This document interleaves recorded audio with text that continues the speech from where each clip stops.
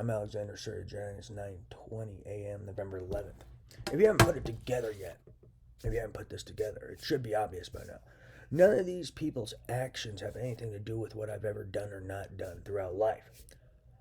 Their actions are just revolving around them getting caught stealing money and property that was never theirs, and then them trying to abuse me into silence about their betting manipulation scandal, their betting manipulation tactics, their economic espionage, their theft of money and property that was never theirs, their theft of some implantation formula, theft of all this jazz that was supposedly mine, property and money, and then repeated theft of my own intellectual property.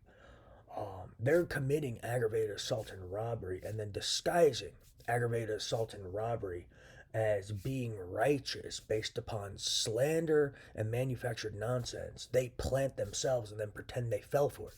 That's part of their aggravated assault and robbery scam they're using on people with psychiatric illness and more than criminal negligence. So they plant some nonsense, make up some lie, manufactured nonsense, and then they try to commit aggravated assault and robbery for ideas that I made that day. That's a piece of their hustle.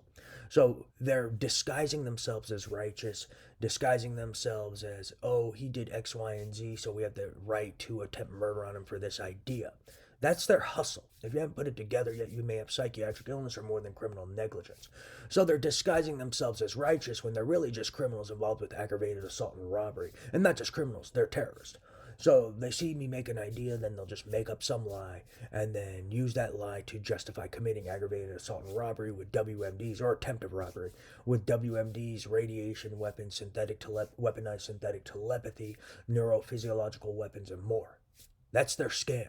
So that's a piece of their IP theft scam and their financial crimes is they'll see someone with something they want, they'll manufacture evidence, make up some lies, lie to morons, and then try to justify murdering them or harming them for money and property they want. That's the hustle. If you haven't put it together, that's what they do.